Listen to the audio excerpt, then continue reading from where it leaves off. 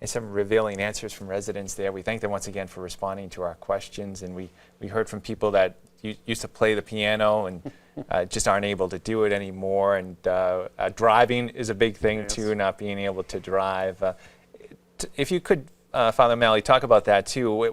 What are some good ways to sort of move beyond things that you can't do anymore, or not focus on that? Not that you like to drop a bomb on me, right? Yeah. What is the answer to a lively old age? Yeah. Not taking yourself too seriously. I think the most valuable asset you could come up with at my age, not his age, he's too young, is a friend who'll call your bluff. Will you get off the stick? Will you break the mirror, for heaven's sake, for 1 minute? Could you, for just 1 minute, think of something not yourself? And boy, is that hard. Because of all those things you were talking about before. This starts to ache when it's always been taken for granted. Or you could always ignore somebody before, but now you're more dependent on people. And you have to end up saying thanks more often. Because you didn't have to be here in the first place. And the fact that you're still here, it's like Cinderella at the ball. Cinderella says, "Why do I have to leave the ball at midnight?" And the fairy godmother says, "Sweetie, who the hell said you could come to the ball in the first place?" That's true. And here we are at the ball. And why spend the little time we have feeling sorry for yourself? I think that is probably the most inviting disease of old age, feeling sorry for yourself. And it's wretched. It's playing Hamlet. Oh, that this too solid flesh would melt, thaw, and resolve itself into a dew. Did I pass my screen? That was great. I think you have another career now. What do you mean another career? I've already been in the biggest horror movie that was ever done, right? I forgot about that. Well, you can go back to it now. You can come full circle. Of course, for people that don't know, Father O'Malley was in The Exorcist. I could play any of the parts now. Just for a brief, what was that like, being in that? Actually, it's such a great ego trip. Yeah. I mean, when I came down to the Bronx after 5 years after the movie, this kid on a bike says, I was in Mufti. This kid on a bike says, hey, mister, you was in that movie. And I said, I'm always mixed up with that idiot.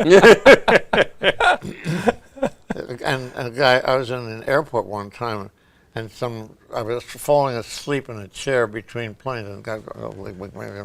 He said, you was in that movie. I said, that's great. Well, I mean, it's something always to... it was something, I was in a movie that made $50 million. It was one of the best ego trips I ever had in my life, because, I was playing a mouthy priest. Now, do you think that took any talent? Did I have to be prodded or anything like that, or given any lessons? It was like a hand going into a surgeon's glove. I just give me the words and I'll say them. It's great casting. Bill, you've shown you are a very grateful man, and in your book you talk about gratitude as being such an important skill as you get older. Can you tell us a little bit more about that? I think if only we stopped taking everything for granted. We're all spoiled. We all have so much. I mean, in the third world, we're in the first world. We are the people who are blessed. And we just presume we're not going to have the same thing for dinner 3 nights in a row. We just presume we're going to have dinner 3 nights in a row. And if only we could stop and find out how lucky we are, we'd be laughing all day long, dancing. Do you want me to dance? No. Maybe at the end of the show. What do you mean at the end of the show? You mean after the show? Let's clear. Besides, I didn't bring my accompanist. But it is true. I mean, we talked about that too, to the attitude of gratitude, to be able to do that too. We're coming up to the end of our time there, but for those who are watching, who may be doing what you were saying before too, or feeling doom and gloom, what would you say to them? What good piece of advice you could leave them with? If you could only, for 1 minute, concentrate on something not yourself. I think that's it. Great. Well, we thank you so much for being with us. Thank you for allowing me. Bill, and this is the book.